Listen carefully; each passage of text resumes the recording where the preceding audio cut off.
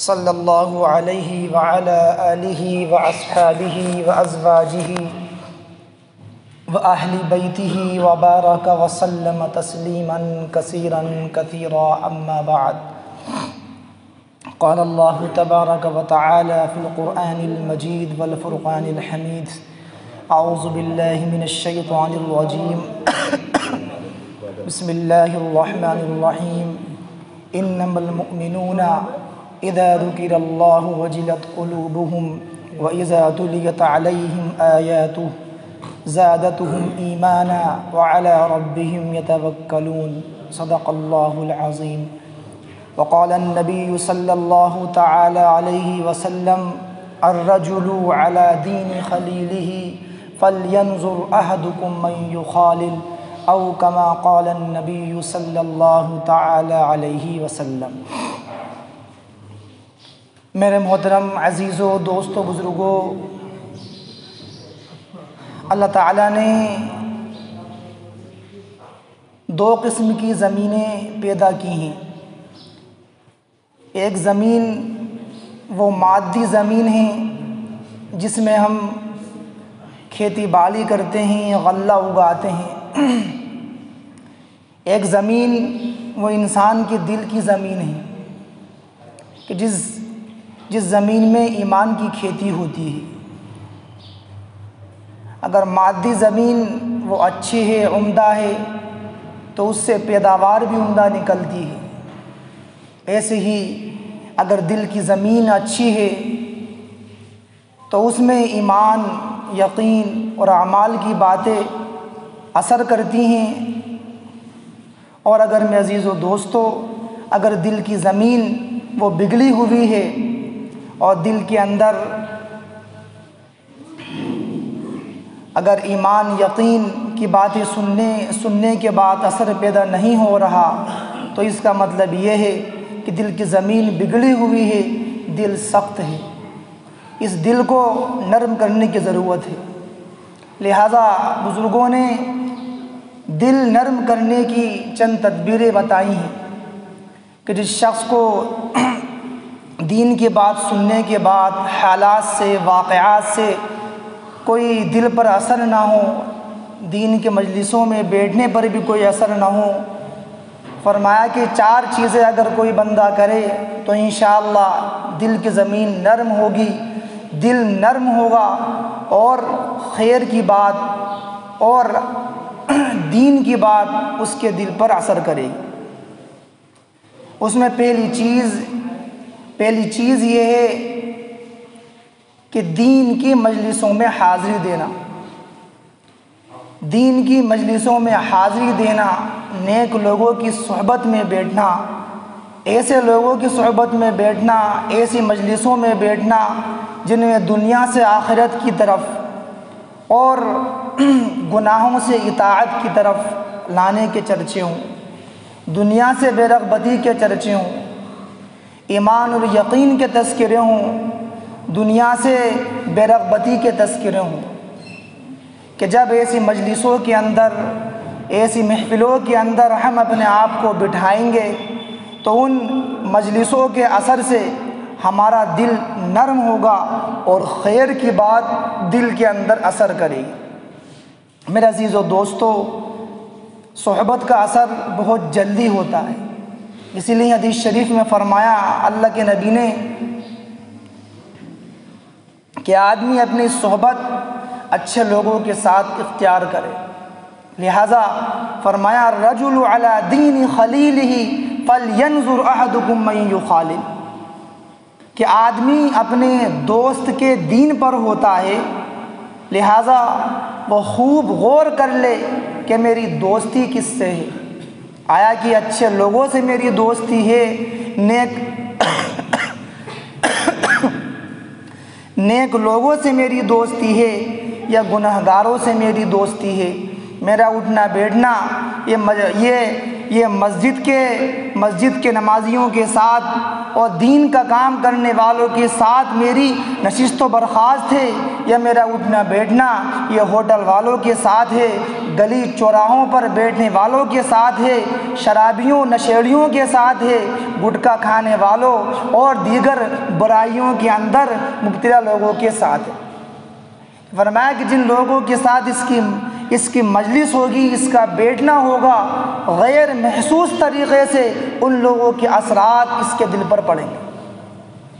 میرے عزیز و دوستو، آج ہم غور کریں کہ آج کیا وجہ ہے کہ اتنی دین کی محنتیں ہوتی ہیں، جلسے ہوتے ہیں، دعوت و تبلیغ کے اعتبار سے خوب محنتیں ہو رہی ہیں، لیکن پھر بھی کیا وجہ ہے کہ آج دلوں پر وہ اثر نہیں، آج وہ دلوں کے اندر وہ تأثر پیدا نہیں ہوتا اور فکر پیدا نہیں ہوتی۔ آخر اس غفلت کی وجہ کیا ہے؟ کیا آج اس غفلت کی وجہ کہ دنیا سے محبت ہے اور دین سے غفلت ہے، اور دوسری بات کہ دینی مجلسوں سے بعد اور دوری۔ حدیث شریف میں اس بات کو اور واضح طریقے سے سمجھایا گیا۔ اللہ کے نبی نے فرمایا کہ اگر بھٹی والے کے پاس اگر تم بیٹھو گے، اگر بھٹی کے پاس اگر بیٹھا جائے گا تو اس سے اگر کچھ خریدو گے نہیں تو اس کی کالوچ اور اس کی گندگی سے کپڑے تو گندے ہوں گے ہی۔ ایسے ہی فرمایا کہ اگر صحبت اچھے لوگوں کی اختیار کرو گے اور اگر عطر فروش کی صحبت اختیار کرو گے تو اگرچہ اس سے عطر نہیں خریدو گے، لیکن اس کی صحبت کی وجہ سے اور اس کے پاس بیٹھنے کی وجہ سے خوشبو تو مفت میں مل ہی جائے گی۔ اس لیے دینی مجلسوں میں اور ذکر کے حلقوں میں اور ایسی مجلسوں کے اندر جہاں دین کے تذکرے ہوتے ہوں، اللہ کی ربوبیت، اللہ کی خلاقیت، اللہ کے بول بولے جاتے ہوں، اللہ کی وحدانیت کے تذکرے ہوتے ہوں اور دنیا سے بے رغبتی کے تذکرے ہوتے ہوں، ایسی مجلسوں میں ہمیں اپنے آپ کو بٹھانا ہے تاکہ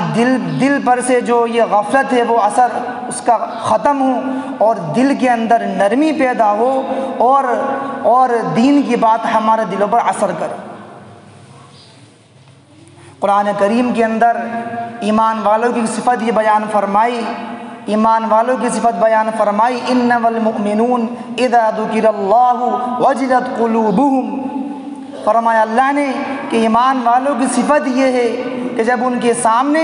اللہ کا ذکر کیا جاتا ہے، اللہ کے تذکرے کیے جاتے ہیں تو اللہ کے ڈر سے، اللہ کی خشیت سے ان کے دل لرز جاتے ہیں، ان کے دل ڈر جاتے ہیں۔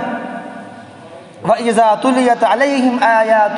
زَادَتْهُمْ إِيمَانًا، اور اللہ کی آیتیں، اللہ کا کلام جب ان کو پڑھ کر سنایا جاتا ہے تو اللہ کی آیتیں اور وہ باتیں ان کے ایمان کو بڑھا دیتی ہیں اور ان کے ایمان کو قوی تر کر دیتی ہیں۔ وَعَلَىٰ رَبِّهِمْ يَتَوَكَّلُونَ، اور فرمایا ان کی ایک صفت یہ ہے کہ وہ لوگ اللہ پر توکل کرتے ہیں، اللہ پر اعتماد کرتے ہیں۔ میں عزیز و دوستو، آج توکل ہی کی آج کمی ہے ہمارے اندر کہ آج یقین اور توکل کی کمی کی بنا پر آج آدمی غیر اللہ کے سامنے ہاتھ پھیلاتا ہے، اس سے منتیں مانگتا ہے، دوسروں کو اپنا پروردگار آج ہم نے سمجھ رکھا ہے۔ حالانکہ فرمایا حدیث شریف کے اندر اللہ کے نبی نے لو انکم تتوکلون علی اللہ حق توکلہ لرزقتم کما ترزق الطیر تغدو خماسا وتروح بطانا۔ فرمایا اللہ کے نبی نے کہ تم اللہ پر توکل کرنے لگو، ایسا توکل جیسا کہ توکل کرنے کا حق ہے، لرزقتم، تو اللہ تمہیں رزق عطا کرے گا۔ فرمایا کہ ایسے رزق عطا کرے گا جیسے کہ پرندوں کو رزق عطا کرتا ہے۔ تغدو خماسا وتروح بطانا، کہ پرندوں کا حال یہ ہے کہ پرندے جب صبح کو اپنے گھروں سے، اپنے آشیانوں سے لوٹتے ہیں تو وہ خالی پیٹ ہوتے ہیں، اور شام کو جب وہ لوٹتے ہیں تو ان کے پوٹے بھرے ہوئے ہوتے ہیں اور ان کے پیٹ وہ بھرے ہوئے ہوتے ہیں۔ پرندوں کے کون سے بزنس ہیں، پرندوں کے کون سے کاروبار ہیں؟ لیکن عزیزو دوستو ہزاروں سینکڑوں لاکھوں پرندوں اور درندوں اور چرندوں کو اللہ تعالیٰ روزانہ دونوں وقت کھانا کھلاتا ہے، اور انسان جو کہ جس کو اللہ نے مکلف بنایا ہے، جس کو اللہ تعالیٰ نے طاقت دی ہے، ہاتھ پیر دی ہیں، صلاحیت دی ہے، شعور دیا ہے، سب کچھ اس کو صلاحیت عطا کی ہیں، آج یہ سب کچھ ہونے کے باوجود بھی یہ آج اللہ پر اعتماد نہیں کر رہا، آج یہ اللہ پر توکل نہیں کر رہا۔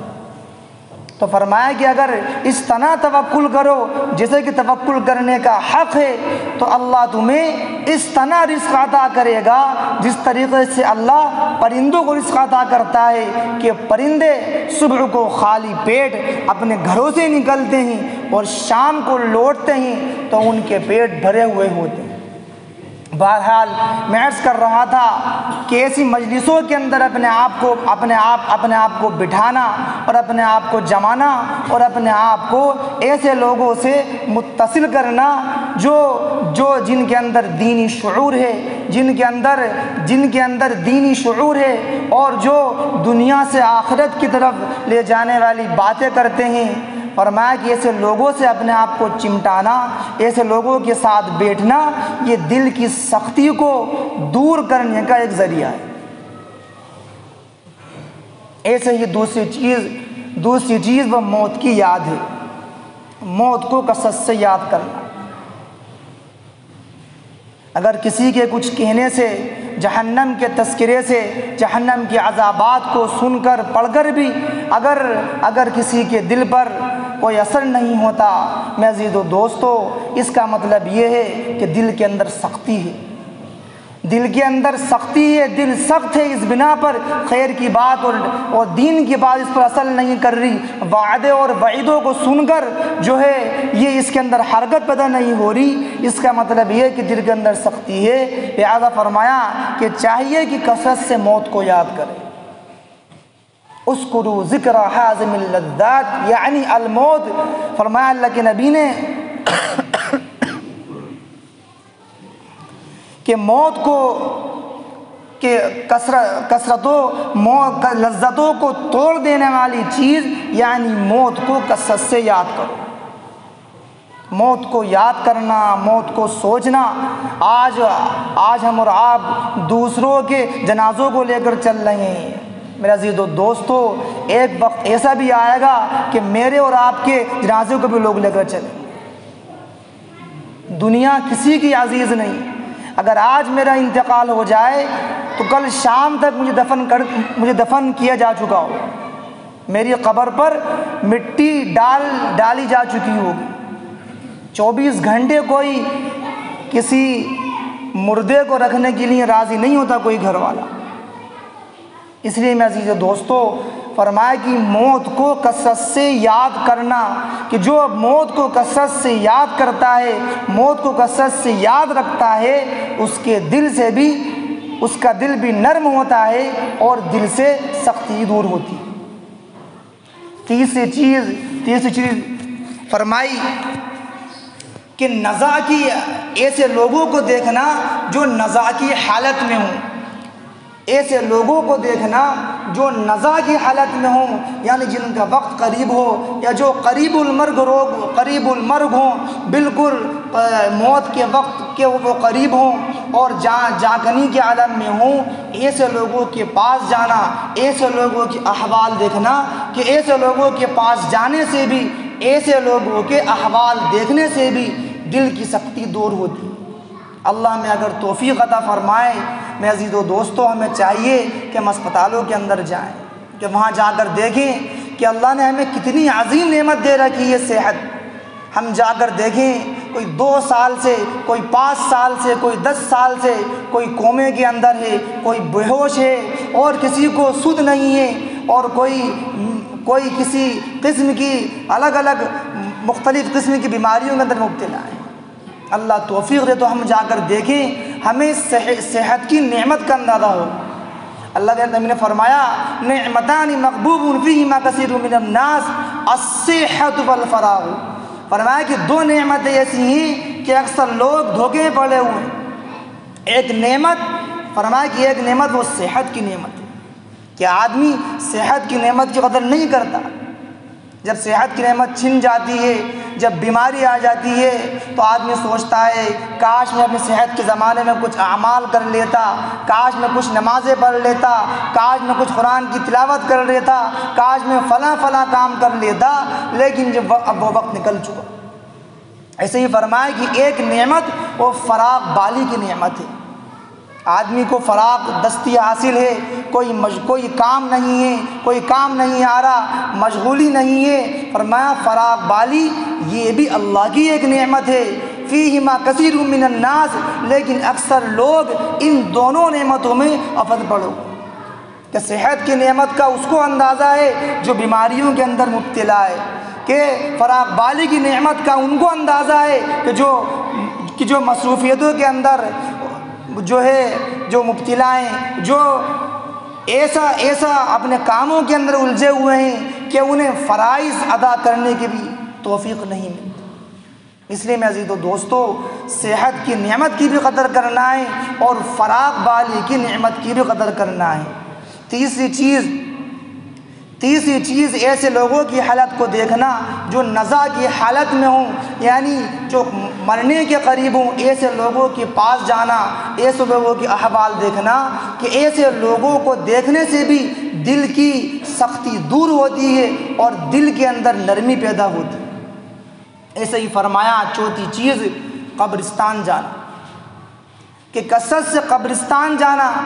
قبرستان ہمارا اور آپ کا آخری مسکن ہے اور آخری گھر ہے۔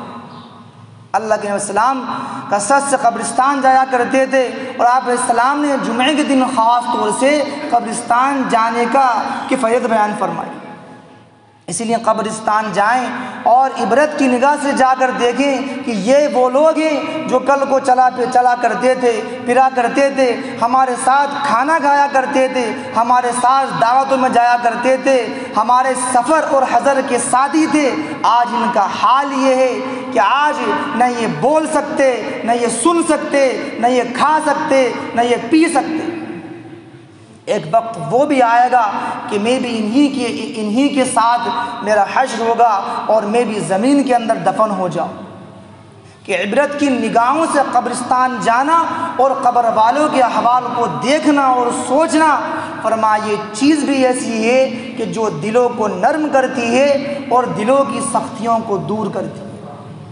میں عزیز و دوستو یہ چار چیزیں ایسی ہیں کہ اگر ہم ان پر عمل کر لیں اور ہم ان کو اپنی زندگی میں اتار لیں تو انشاءاللہ دل کی قساوت اور دل کی سختی دور ہوگی۔ پہلی چیز میں نے عرض کی کہ دینی مجلسوں کے اندر، دینی محفلوں کے اندر اپنے آپ کو بٹھانا، اپنے آپ کو جمانا۔ آج ہماری مجلسیں، آج ہماری صحبتیں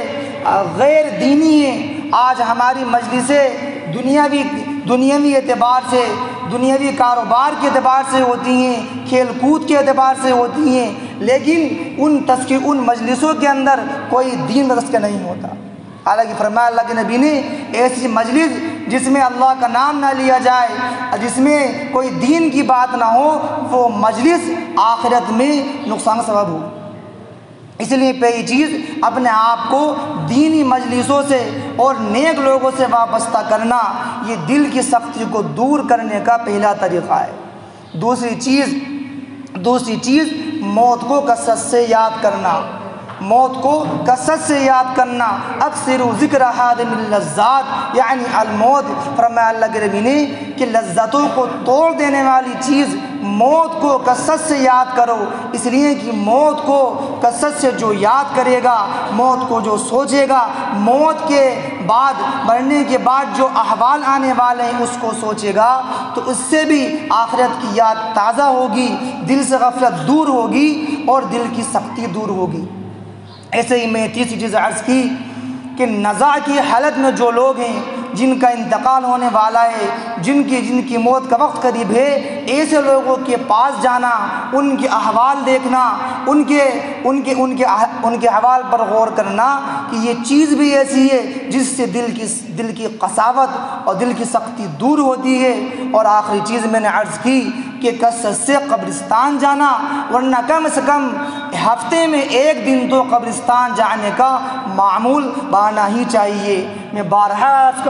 عرض کر چکا ہوں میرے عزیز و دوستو کہ اگر آج ہم لوگ اپنے آبا و اجداد، اپنے ماں اور باپوں اور دادا دادی اور نانا اور نانی کے قبروں پر جا کر آج اگر ہم کچھ ایصال ثواب کریں گے، سورہ فاتحہ پڑھیں گے، سورہ اخلاص پڑھیں گے، جو کچھ ہمیں آتا ہے پڑھیں گے، تو کل جب ہمارا انتقال ہوگا، ہماری موت ہوگی، تو ہمارے مرنے کے بعد ہماری جو نسلیں ہیں، ہمارے جو بچے ہیں، وہ بھی ہماری قبروں پر آ کر انشاءاللہ ہمیں ایصال ثواب کریں گے۔ اللہ تعالیٰ مجھے بھی آپ کو بھی ان تمام باتوں پر عمل کرنے کی توفیق عطا فرمائے۔ وآخر دعوانا ان الحمد للہ رب العالمین۔